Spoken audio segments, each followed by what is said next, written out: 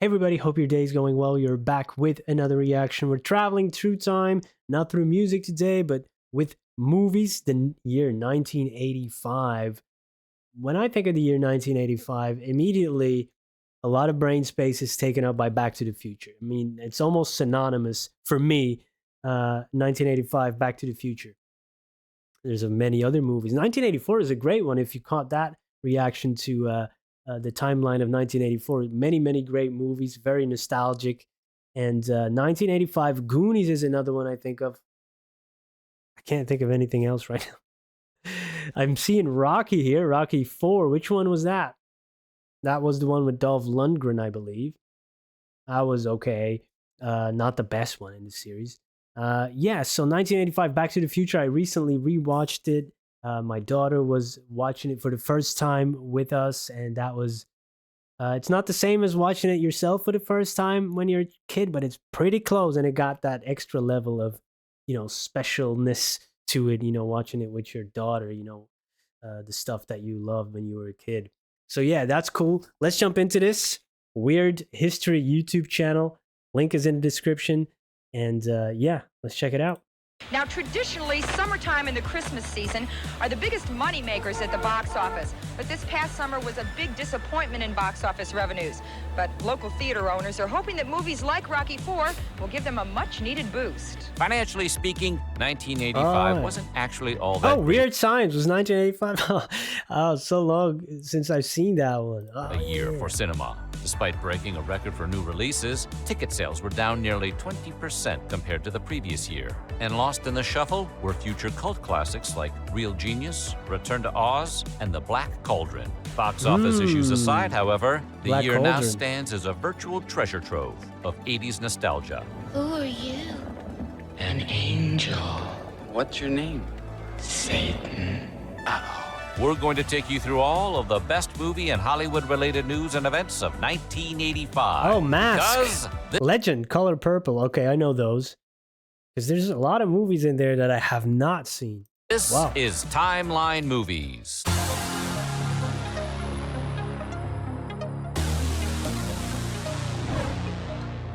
And since 1985 was when Cocoon was released, we'll try to keep this from getting old. But before we get started, be sure to subscribe to the Weird History channel and let us know in the comments below about your favorite movie memories from 1985. Oh, Out of Now, Africa. Are Okay. you ready to find out what was going Live Aid 1985. Of course, legendary performance by Queen at that concert, amongst others. But the one with Queen, of course, even I know that one. So on in movies? The year every rock star on Earth teamed up to do Live Aid?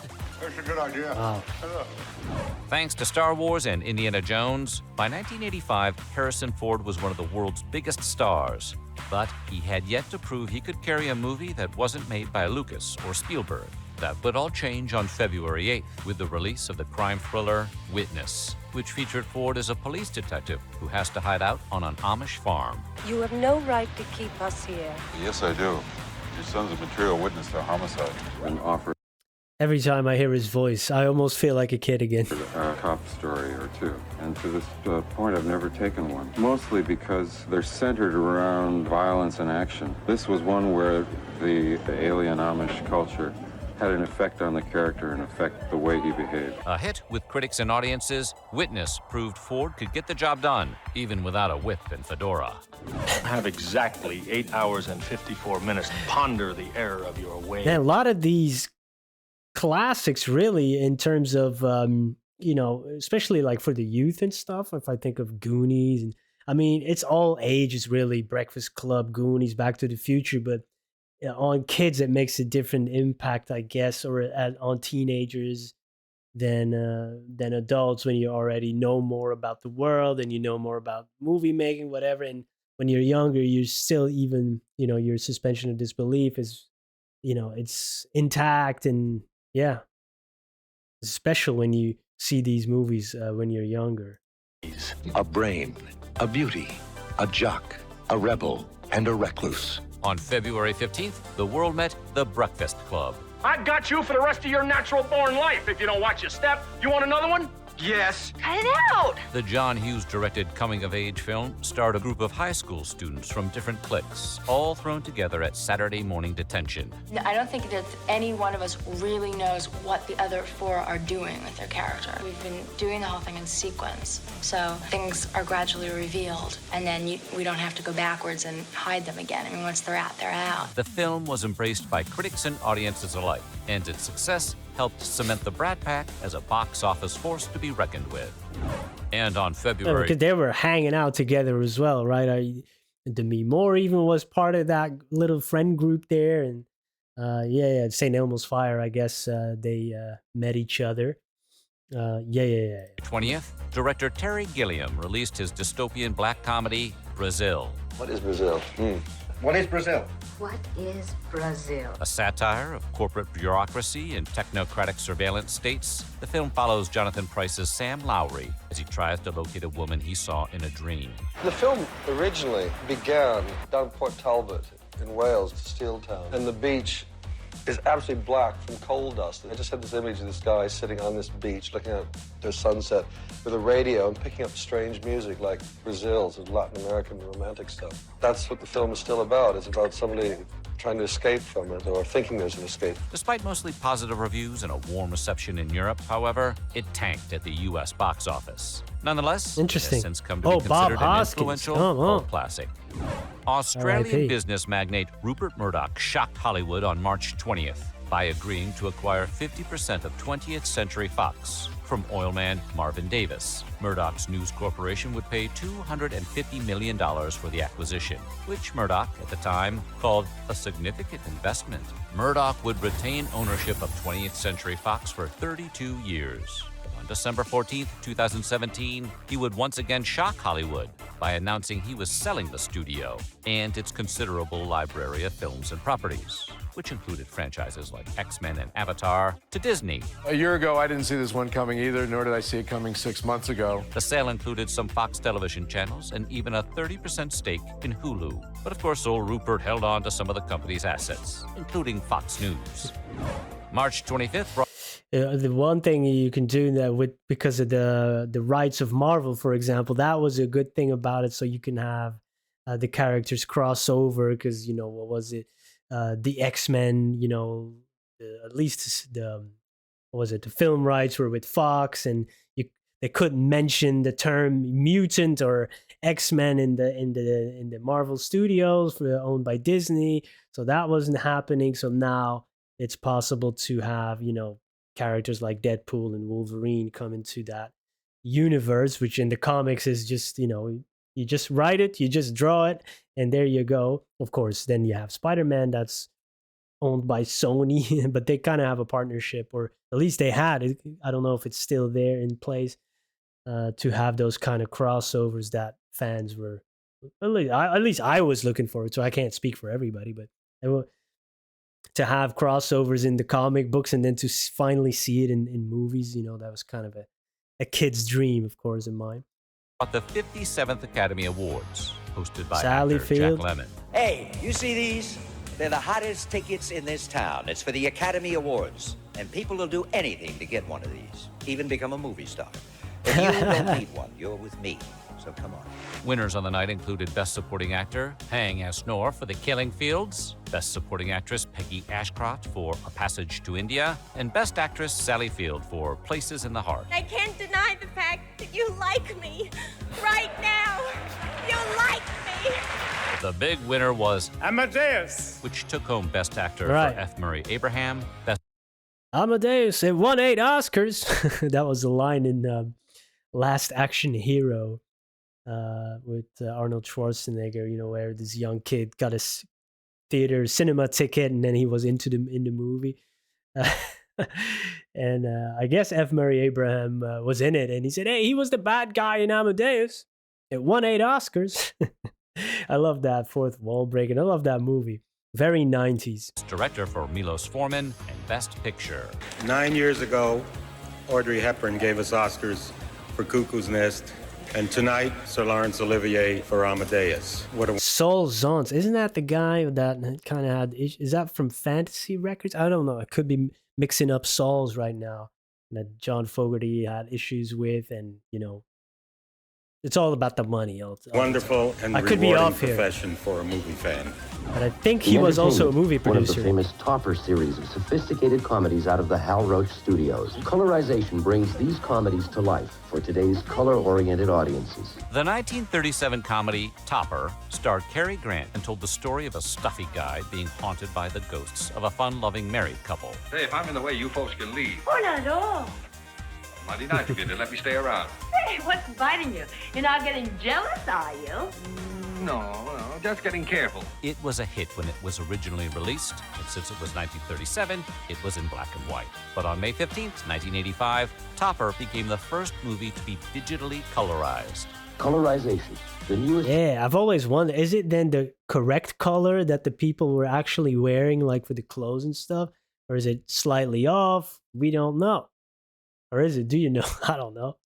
Maybe we're not even seeing the same color right now. This color behind me is yellow, right? Technology and entertainment at work right now. The simplest description, black and white motion picture and television film is converted to the finest quality color videotape by these men and women working with modern computer technology. The project was treated as a triumph by producers, but the public wasn't as high on the idea of colorizing old films, and the process was largely dismissed as an annoying novelty. A View to a Kill was the 14th James Bond movie, and it dropped on May 22nd. Roger Moore. The film found Chris Roger Walken. Moore's 007 squaring off with industrialist Max Zorin, played by Christopher Walken, as he tried to destroy Silicon Valley. So, Grace Jones? Does anybody else want to drop out? It was a commercial success, despite harsh reviews, including one by Moore himself, who described himself as horrified by its violence, adding, "That wasn't Bond." That may be why, on December 3rd, Moore turned in his license to kill and retired from the role. If you weren't an actor, what would you want to do? I would love to be able to sing. I really would. It'd be wonderful. Great in the But shower. I don't think I would be very good as Bond, being Mario Lanza. it's happening. If you're wondering who would win in a fight between James Bond and Rambo, the answer is Rambo. I've never wondered Tell that about because that Rambo First until Blood today. Part 2 opened the same day as A View to a Kill, and it was the former that won the weekend. With a screenplay co-written by James Cameron, the sequel to 1982's First Blood found Rambo going back to Vietnam to rescue American POWs. Survive a war, you gotta become war. Because you like to fight? I'm expendable. A monster hit. Oh, and he foreshadowed his own movie there for later, The Expendables. Finishes the year's second highest grossing picture and turn its hero into a staple of pop culture for decades to come. I hope to establish a character that can represent a certain section of the American consciousness and through the entertainment also be educational. What is this man's name? My name is Igor Stravinsky. Hi there, I'm Harry S. Truman. I'm Don Corleone. They call him Fletch. If you've ever been tempted to put your entire vacation on Mr. Underhill's American Express card, then you saw Fletch, released May 31st. Based on the novel by Gregory MacDonald, the film played more as a vehicle for Chevy Chase, who spends the runtime in wacky disguises. You know, if I did some sit-ups in the morning or bent over like this, I'd probably feel 100% back. Moon River. Whew. Thank you, Doc. You ever serve time? While also delivering what is arguably the best performance of his career. Although it finished Really? second to Rambo I've never in its seen opening this one. weekend, it was a box office hit, spawning the 1989 sequel Fletch Lives and the 2022 reboot Confess, Fletch, which featured John Hamm in the title role. The Richard Donner-directed, Steven Spielberg-produced comedy adventure The Goonies opened on June 7th. Besides, we gotta get to the police. Maybe Chunk already got to the police. Maybe Chunk is dead. Goonies never say die. The movie, which starred Sean Astin, Josh Wow. Brolin, Corey Feldman, Keith Amazing, huh? Kwan, Martha Plimpton, Cary Green, and Jeff Cohen, found a group of teenagers looking for pirate treasure in an attempt to save their homes from being demolished. I never let the kids see this boat. They were banned from the stage. They were supposed to come out of the chute, hit the water, and turn around and see the boat for the first time. They all knew what they were going to see, but they had no idea what it was going to look like. Now considered an essential 80s classic, it opened to positive Definitely. reviews, but like Fletch and Bond, failed to dethrone Rambo from the #1 spot at the box office.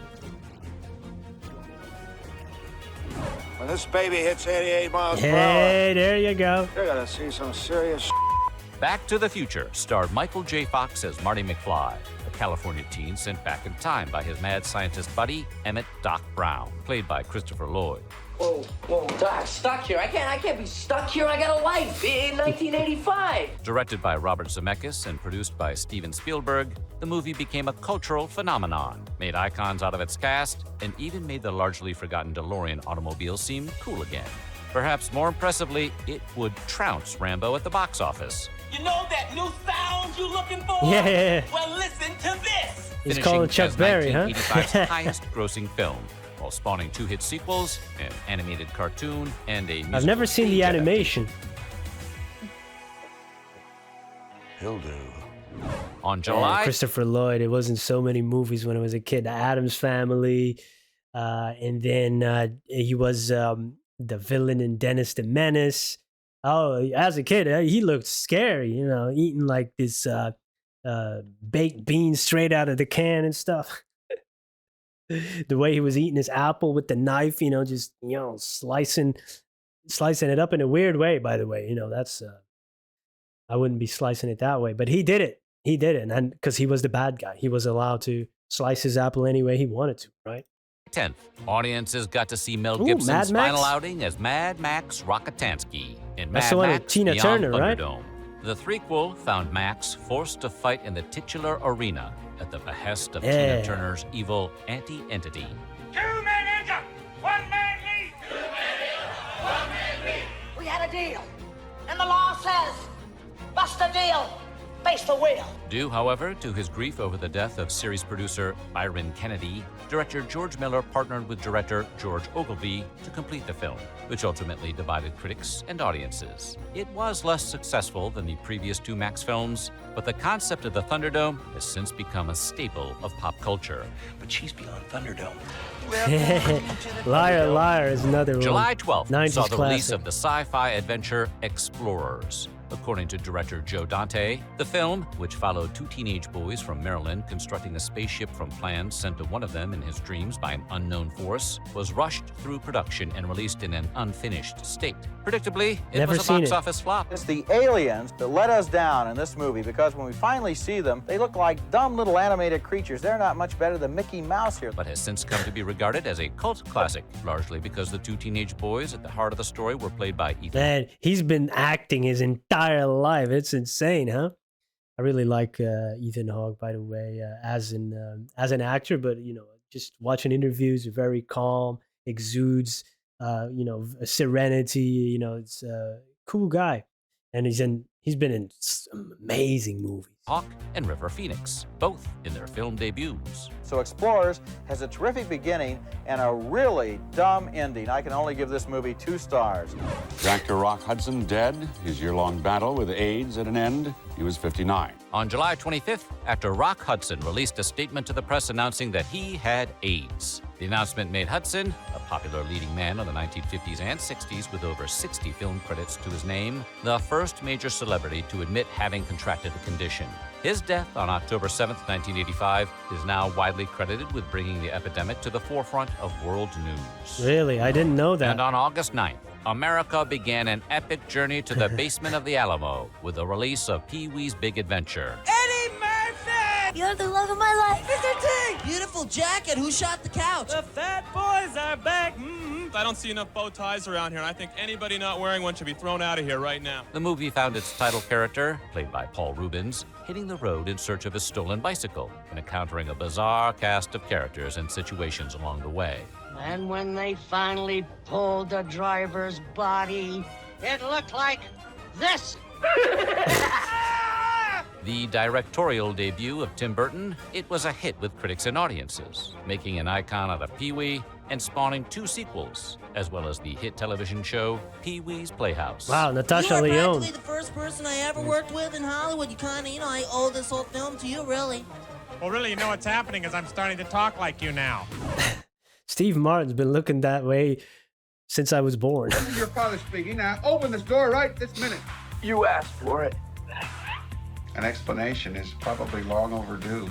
The producers of the supernatural coming-of-age comedy Teen Wolf held its release until August 23rd in an attempt to ride the coattails of Back to the Future, which also starred Michael J. Fox. Listen, no ID, no goddamn beer. Can't you get that through your thick skull? Give me a keg of beer. And that plan worked like a charm. The story of a high school basketball player who discovers he's a werewolf became a box office smash, debuting at number 2 in its opening weekend, right behind, you guessed it, Back to the Future. What a That year for success Michael led J. to a Fox, sequel, huh? An animated cartoon, and a live-action television reboot that lasted for 6 seasons. Orson Welles is considered one of the most influential filmmakers in history and was the director of Citizen Kane, widely considered the single greatest movie ever made. Sadly, on the morning of October 10th, Welles died of a heart attack at his Los Angeles home. According to longtime friend and collaborator Joseph Cotten, Welles wanted to be buried in Spain. His body, however, was ultimately cremated, and in 1987, his ashes were buried in a well at the home of his old friend, bullfighter Antonio I was born in 1987. Hey, not implying anything here. Ordonez. Blockbuster Video is the best-known video rental chain of all time, and it got its start when the first location opened in Dallas, Texas on October 19th. Nobody has the movie I want. Hey, if it's on video, Blockbuster probably has it. I mean, we have over 10,000 videos. Wow. The first Blockbuster stocked man, I love 8,000 video VHS stores. tapes and 2,000 Betamax tapes, which is pretty incredible, considering Netflix only offers subscribers access to roughly 3,600 movies and 1,800 television shows. Blockbuster Plus, they're always showing the same ones that, you know, here, adventure, 10 same movies, action, 10 same movies. What's going on? And browsing through, just like in a library, oh man, it's just, that was something else. We never had Blockbuster in Belgium. We had other more independent stores, or there's one, was there a chain? I don't know, perhaps. I don't even think we had a chain here, maybe, but not at the parts where I lived. We had a few video stores all over town, you know, just people, you know, small independent businesses. Some were bigger. Oh, it's nice. Just go in there, you rent 3 movies, you know. It was like 1 movie, and then if you rented 3, then it was like a little bit cheaper. And then, you know, it was just like watch 3 movies, one after the other. Perhaps some, if you liked them, you watched them twice before you brought them back. Oh man, there's so many great memories. And yeah, sometimes you wouldn't even know what you're looking for as well, and you just browse and say, hey, what is this? Oh, this guy has a new movie out. Let's check it out. You know, and the way to discover it was a lot of fun. Which is pretty incredible, considering Netflix only offers subscribers access to roughly 3,600 movies and 1,800 television shows. Blockbuster became a cultural phenomenon of the 80s and 90s. But thanks to the rise of streaming, it eventually went defunct, closing its last corporate-owned store in 2014. Hey, they lasted Most long, people though, think huh? that Jim Carrey 2014? started his career on the TV sketch show In Living Color. But in reality, Carrey was a movie star first. In fact, the man who would be the Grinch got his first starring role in the teen horror comedy Once Bitten, released November 15th. Carrey plays a naive California teen who gets seduced and bitten by a sexy blonde vampire. I don't believe it. It finally happened. Did I enjoy it? Despite lackluster reviews, the now largely forgotten flick was I've a never moderate seen this. success at the box office. Even so, it failed to make Carrey into a household name. That might be a bummer, but oh, there's my name. Jim Carrey. Spelt right, too. It would be another 9 years before Carrey was given the chance to headline. Oh, yeah, he was, you know, definitely a big part of my childhood growing up in the 90s when he was, you know, perhaps at the top of his game. Ace Ventura, Liar Liar, come on, you know. Dumb and Dumber. Another movie, and this time he would make it count. Ace Ventura, Pet Detective, was released February 4th, 1994. And like Carrey's earlier starring vehicle, it would be met by harsh reviews. But thanks to Carrey's over-the-top wackiness and quotable catchphrases, Yeah, it's fun. Alrighty then. the film blew up at the box office, spawning a sequel, a Saturday morning cartoon, and a made-for-TV sequel about Ace Jr. In 1985, the Cold War was still going strong. I must break you. And there was only one way to settle it, in the boxing ring. This was not shadow boxing, not it was like a shadow war going on. Like, hey, let's do this. Okay, I see what they were doing. At least, that was the implication of Rocky IV, released yeah. November 27th. The film found Rocky I thought it was just a Balboa movie. avenging the death of Apollo Creed. by agreeing to fight the Spoiler! terrifying Soviet boxer Ivan Drago. And it ended with the people of Russia cheering for the titular hero. Its comic book-like sensibilities, however, won over audiences. And the movie finished as 1985's third highest grosser, right behind Rambo. So, yeah, it was a very good year for Stallone. Based on the board game of the same name, Clue hit theaters on December 13th. The black comedy had an all-star cast that included Madeline Kahn, Christopher Lloyd, Michael McKean, and Tim Curry. Ladies and gentlemen, you all have one thing in common. You're all being blackmailed. But none. I never knew there was a movie of Clue. Huh? Wow. You learn something every Nonetheless, day. bombed at the box office. That may be because audiences weren't all that excited for a movie based on a board game. Flames. Flames. On the side of my face. Breathing. Breathless. Or they may have resented the fact that the movie had 3 different endings, and to see them all, you had to pay to see the movie 3 times. Yeah, Either really? way, it wouldn't. How can we make more money? That's what they were asking. Who, somewhere, in a meeting room. Yeah, that's hilarious. Truly find its audience until its home video release. I am your singing telegram. December 4th saw the release of Young Sherlock Holmes, a mystery adventure directed by Barry Levinson. And I just saw that new show on Prime, the Guy Ritchie show. It is very Guy Ritchie. His style is just unmistakable. You either like it or you don't, but the show was okay. Yeah, I love a good mystery anyways. And produced by Steven Spielberg. The movie garnered mostly positive reviews, but floundered at the box office. If you I love did the happen books, to catch it, though, the short stories, you probably too. walked out of the theater amazed by a special effect that depicted a knight made of stained glass leaping out of a stained that's glass cool. window. Right. Created by Industrial Light and Magic and John Lasseter, that knight is now considered the first photorealistic CGI character to ever appear in a movie. Pieces of glass, instead of being order of an inch or 3, they were an inch thick, so they were heavy. Hopefully it'll be powerful enough and strong enough when the audience sees it that they'll be wowed. Finally, Jackie Chan's Police Story, which followed a Hong Kong cop who has to clear his name of murder and arrest the drug dealer who framed him, hit theaters on December 14th. The movie, in which Chan performs an eye-popping stunt where he leaps from a mall balcony, was a hit in Asia and Europe, spawning 4 sequels and a reboot. It is now widely considered one of the best They played this practically every weekend. This was on TV. In Belgium and Europe, spawning 4 sequels and a reboot. It is now widely considered one of the best martial arts Jackie films Chan, of all that time. guy. So what do you think? What was... I always love Jackie Chan movies, and especially the choreographies with the fighting and the comedy in it.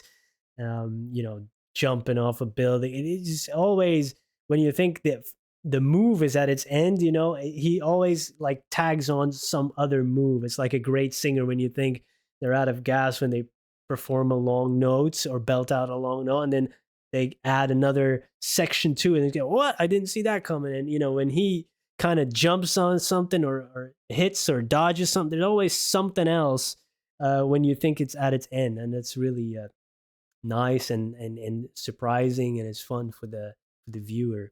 Hey, 1985, again, Back to the Future is a big one for me and for many people. Goonies, of course.